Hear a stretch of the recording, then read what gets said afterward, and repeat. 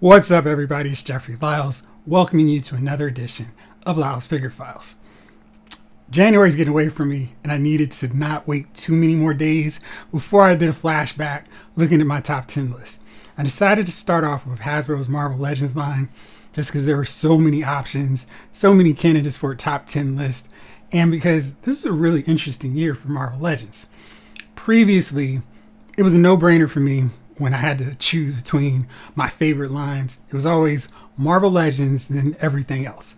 But then over the course of the last year or so, the prices started escalating to the regular retail price for figures being $24.99. And with those higher prices, that meant I was not rushing to get every figure as soon as they hit the shelves at Target or Walmart or wherever. I decided patience was the play here. And for the most part, that was rewarded because in the end of the year, November and December specifically, I was able to rack up, got a lot of figures for so much cheaper. I got that Bone Breaker wave for $6.98 basically for each figure. I think maybe I paid $17 for Havoc and Siren, but the rest of them super clearance prices. So that worked out pretty well. Of course, that meant there were a few figures that sold out before I could wait for them to get to the price I wanted to pay for them. Most notably, that Marvel Legends 20th anniversary Captain America figure. I didn't think that figure was worth $33, but everybody else was really excited about it and got it early. And then when Pulse did their sales, I happened to miss out on them twice. So I kind of regret not getting that figure. So that's not going to be on my list, but I'm pretty happy with the rest of these figures on my top 10 list. I didn't want to go too hard, too long with a super massive honorable mention list, so I kept it to one figure. And this is a sole MCU figure, which is kind of interesting because those figures tend to be the ones that Hasbro puts a little bit more effort, work into the sculpt. So it's like, yeah, this is a really nice figure. This case, my honorable mention goes to Master Mordo from Doctor Strange in the Multiverse of Madness. This figure is really well done. It's got great details. It's got the scar on the face. The braids are great. The robe, the attire, everything looks great with this figure. I wish they could have gotten a little bit more intensity out of the eyes, but otherwise, this is a superb figure. One of the standouts in the MCU collection. I also think that She-Hulk figure really looks good. I just didn't buy her, but I thought that they did a really good job with her, the Hawkeyes. But Master Mordo was the one figure that I did buy on the MCU front that I really thought stood out and really looked great. And I got him for cheap, $6.98, one of those clearance deals. So really happy with him. Couldn't argue with the price point. I think they did an outstanding job with this figure. So that is my one honorable mention. Now let's get to the top 10. Coming in at number 10 is Maggot. Maggot's one of the weirdest, most bizarre X-Men before Grant Morrison came in and said, I'm shaking up this entire thing. Maggot had these two maggots, Eenie and Meanie, that basically ate away at things and gave him all this power. And when he was announced, I was like, this is such an oddball choice. There's so many teams that have been started. Why do Maggot when then it's going to make me go, where's Dr. Cecile Reyes? Where's Marrow? But this Maggot figure was really the standout figure for me in the Bone Breaker wave. It's like they put all the effort into this figure, from the amazing texture on his jacket, the studs, the tuft of hair, the smiley, happy expression. Eenie and Meanie had great sculpts right down to their underbellies where they had the little teeth that connect, that could latch onto his arm, to jacket. Like, that's the kind of detail that I expect out of every Marvel Legends figure. And they knocked it out so much. Like, just the details on Eenie and Meanie, really well done. The only thing that held him back was the lack of glasses. Maggot typically had sunglasses, little small deals that he'd rock. They're missing here, and it just seemed like such an odd omission because they did everything else so well with this guy. Like the hand sculpts, really good. And just all the detail they packed into this guy was amazing. And I think they just did a great job with this figure, showing exactly what they can do when they put their hard work and effort into a figure. So Maggot, number 10 for me. A really good figure. And again, he was one that if you were patient, if you could track down at Target, they had him at clearance prices. So getting such a high-end figure for $7 was a really great deal. Number 9 is a figure that's probably just on this list because I desperately wanted a new version. So this was my default Black Panther for so long on my shelf. It's Bucky cap mold, really well done. It's got the cool little glove pieces here separate so you can see the little color distinction, but it was too small, especially with the newer figures like the Iron Man, Thor, Captain America from the Alex Ross inspired series. It just looked too small. So now we got this new one from the Black Panther movie / comic book wave based off the Vulcan body. I didn't really care so much about the Vulcan figure itself. I mean, it was fine, but this new body was perfect for a figure like Black Panther. So he's got the cloak, smaller cloak, cape setup, and great head sculpt, great claws. He just really stood out to me in a really good figure. This was one that I had been waiting on for a long time because I felt like Black Panther really needed an updated comic book figure. There's nothing that striking, nothing that's like, oh wow, this is the pinnacle of Marvel Legends sculpting, etc. It's just a really good updated Black Panther. And for that reason, he's number 9 on my list. Number 8, I'm circling back to the Bonebreaker wave. I'm going with the Build-A-Figure itself, Bonebreaker. Bonebreaker was a really well done figure, and the Reavers are such cool characters, and this was one of those Build-A-Figures that wasn't massive, wasn't huge, wasn't super tall, but they did a lot to make it worthwhile. Bonebreaker has such a great head sculpt. He's got that maniacal smile. He's got the crazy mohawk flowing. Comes with a gun, multiple hands. He's got the barrels in the back of his tank. And I thought Hasbro did a really great job actually taking this concept of a human torso basically embedded into a tank, and did a really great job of implementing that in the figure form.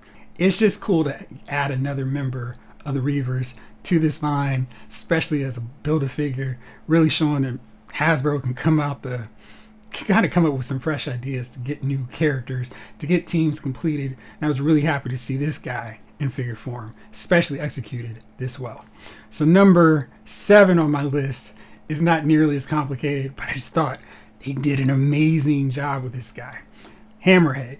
Hammerhead had a figure, sort of, kind of, with the chameleon set where the Hammerhead head was an extra bonus as one of the disguises the chameleon could use. And for a long time, I thought that was going to be the only way I was going to have a Hammerhead in my Marvel Legends setup. And of course, the chameleon's small suit body didn't really fit the bruiser that is Hammerhead. So now they've given him the Happy Hogan suit mold, a really, really great head sculpt. Just has that old school mafioso guy who looks like a goon, who's made it big. The head sculpt was fantastic. The flatness of his Hammerhead looks great. He's got the rings. He's just got the brass rings. Comes with a bat. I know it's not really cool or like, oh wow, what an amazing accessory. But I think this is a figure that's simple, but it's done and executed really well. He's got the pinstripes. He just looks like he came out the comic book pages, ready to rock Spider-Man, Daredevil, Punisher, you name it, all those street level heroes. I just really love how this guy turned out. And he's just he's really, when you compare him to some of these other figures, he's not like, wow, Hammerhead is the most amazing figure. But I think they did a perfect job on this guy. And that's why he's in my top 10 list as number 7. So number 6 is not just one figure, but this was one where, oh shoot, I can finally get these guys. I feel like for so long as a Marvel Legends collector, I wanted Skrulls. Like, we had those Toy Biz versions where it's basically the Super Skrull, and then they said, all right, well, here's the same massive Super Skrull body, but we're just going to not include all the parts, and this is a Skrull. And I didn't really quite do it. Marvel Select had some Skrulls that were old school comic book version, classic style. They were fine, but I needed some regular Skrulls so I could have my Kree Skrull War set up, where I could just have multiple Skrulls in the mix, in just out there doing the thing. And we finally got that with the Pulse exclusive set, or not set, but just the army builders. The only problem, of course, was you could only get a max of 5. So me, like a lot of you all, got 5, and 5 is a decent amount for an army. But with those $16 price point for those figures, it's like, dude, give me 10 more. And they were so good. It's cool to actually have them. They've got multiple head sculpts, so you could actually mix up how your army looked. You could swap the heads out with other heroes and just replace the heads. And it's like, oh, here's a scroll version of Iron Man. And that was really cool. Just a fun feature to do. Multiple weapons. So it was just so many play aspects to these scrolls. And I just felt like, wow, this is really cool. So you have your default 5, and then you could take the head sculpts and put them on any hero or villain. And then you could size up your Squirrel Army to 10 figures. And I really like that. I hope at some point Hasbro can open the floodgates again to go, hey, we found a whole new set of scrolls, and even though you guys may have gotten your max of 5, you can get some more, because these figures were excellent, and I really wish I could add some more to my list. And I feel like they came out so early in the year that a lot of people forgot about how exciting it was to actually build a Squirrel Army. So they're on my list. I didn't actually open my Shield agents. That's why they didn't make this cut, but the scrolls are probably my preference anyway. And that's why they're on my list as number 6. Number 5 is a figure that's really simple. Again, for some reason, the simple figures are the one that spoke to me the most in 2022, but it's just the way that Hasbro pulled them off. So we got that fantastic Spider-Man with the red and blue that's like, yes, this is the figure that we waited all this time for. And then they decided, let's do the Symbiote version. And this was even better because we didn't have to worry about those goofy pins messing up everything. So we don't have the red and blue pins sticking out, messing up the whole aesthetics. It's just all black. So this figure was fantastic. It's got all that articulation, all the movement that just makes for such a fun to pose figure. I had so much fun trying to balance this guy off figures like Mr. Hyde and just having him battle Hobgoblin, all those different characters. It was just so much fun to pose. And it's like, this is the perfect black and white symbiote Spider-Man. I don't see any reason why I'll need another one. I don't care that much about the toe articulation, so that's not going to push me over the edge. This, I think, is the definitive version of this black and white symbiote attire. And really, I cannot see why I would need to buy another one. So really great figure. That's my number 5. We're now past the halfway point of this 2022 Marvel Legends Top 10 list. Now let's go to the final 4. All right, so my final 4 is really based off of taking care of some older figures that were desperately in need of new updates. One of them was an old Toy Biz figure that every time I looked at the ball jointed hips, it just made me cringe, like, oh gosh, this figure should be so much better.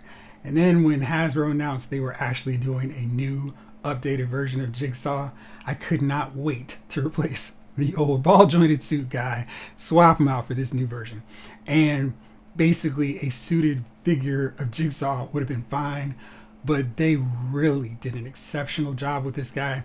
The head sculpt is so great. There's so much detail. The scars look disgusting, and stitching is just like, oh gosh, this guy really went through it. And they really put so much effort into it that it was really impressive just to see how they pulled that off. And he's got the neck brace. Havoc doesn't have, but he's got a neck brace, like the peeled back and the back of his head and his hair. It's just phenomenal. And again, he's simple. He's got the suit, but he's got a lot of good weapons that he can go and try to get some payback on Frank Castle. But I just really love how this guy turned out. I thought every time I looked at that head sculpt that this was the best version of Jigsaw that I've ever gotten, and one of the best head sculpts that Hasbro has done, period, with this Marvel Legends line. Like, I look at Jigsaw and go, yeah, that's perfect. I can't think of any way they could have improved that. And it's just a perfect figure to me. Jigsaw is really well done, and because he was a Walgreens exclusive, there was this kind of, is it going to be hard to find? It wasn't hard to find, and if you were able to take advantage of those super sales at the end of the year and get them for $7, you really won out. So Jigsaw, really great. My number 4 figure of 2022. And number 3 is Shocker. I've had that old Toy Biz, the one where you pull the knob and he vibrates, for so long. He was really small, undersized compared to the Hasbro Marvel Legends. We've gotten a few versions. We got that Thunderbolts version of Shocker, which was kind of like okay, I guess I'll just have him. To have a Shocker in my collection. But this was the one that I wanted. It's got the waffle patterns sculpted. It just looks broad, brawny, ready to go at it with Spider-Man. The sculpted details is phenomenal. The vibro gauntlets look great. You can actually swap out the hands, which is also cool. It's not just one piece. And the effects actually make sense for him. It's a really good figure. I mean, it's just one of those cases where all Hasbro had to do was just do the expected modern sculpted detail, take a classic character, bring him to life. And I think they did an outstanding job with him. And he's probably the more complex of all these figures that I've put down in my top 10 list. But I really thought they knocked him out. And so happy to finally have the definitive version of Shocker in my collection. Now it's time for the final two. This was kind of a toss-up between my number 1 and number 2 because I love them both. I thought they did a great job with both of them, but I decided number 2 is going to be Baron Zemo. And again, I had this old version from Hasbro, the modern take on Zemo. It was okay, it was fine, but this Masters of Evil leading the charge, leading the Under Siege version of that crew as they invade Avengers Mansion, torment and torture Jarvis, Black Knight, Captain America, and just run shop on the whole crew. This was the Baron Zemo that I wanted. They did a fantastic job. Again, another killer head sculpt. So great details on this guy. I mean, you can see that intensity, like he is ready to go after Rogers, and he's got his big weightlifting belt up there. He's ready to go for it. The tufts of fur, phenomenal. You got them on the boots as well. And this is that figure from Under Siege that I wanted in figure form all this time.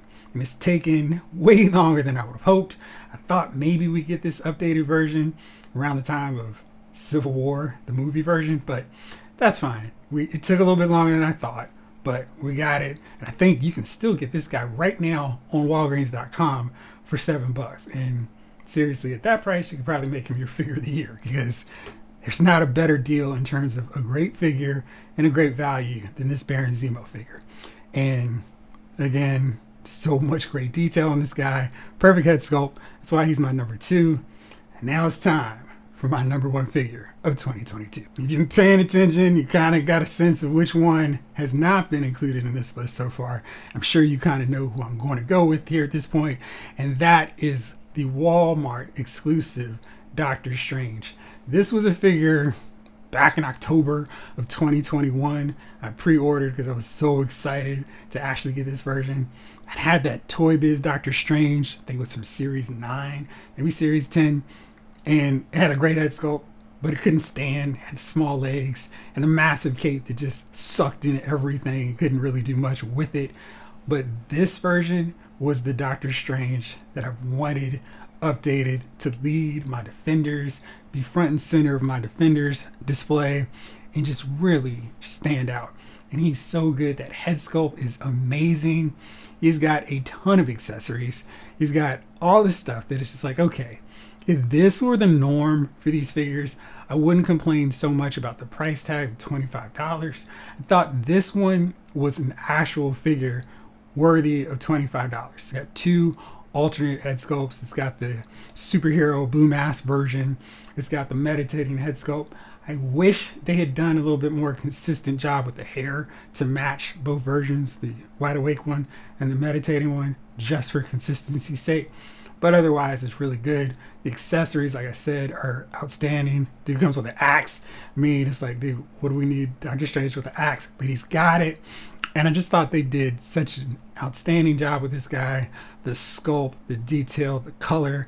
Maybe his tunic logo could be a little bit lighter to have a little bit more discrepancy, to show it off a little bit more, make it more distinct. But otherwise, really well done. I just love this guy. I have him right in the middle of my Defenders collection. And every time I look at it, it's like, yep, that guy is the figure of the year for me with Marvel Legends 2022. So to recap, my honorable mention, Master Mordo. Number 10, Maggot. Number 9, Black Panther comic book version. Number 8, Bonebreaker, the Build-A-Figure from that wave. Number 7, Hammerhead. Number 6, The Skrulls. Number 5, Symbiote Spider-Man. Number 4, Jigsaw. Number 3, Shocker. Number 2, Baron Zemo. And number 1, Doctor Strange. So that's my top 10 list. Of course, I'm ready for you guys to argue and tell me which one should be number 1. And let me know, because I'm really curious what everybody else chose, what your favorite figures were, your top 5, your top 10, maybe your top 20. Drop a line in the comments. Let me know what you thought were the best standout figures of 2022 from Marvel Legends. And while you're at it, let me know which top 10 you want to see me break down next. G.I. Joe Classified series, Star Wars Black series. Let's talk about it. As always, thank you so much for watching. This episode of Loud's Figure Files has been filed.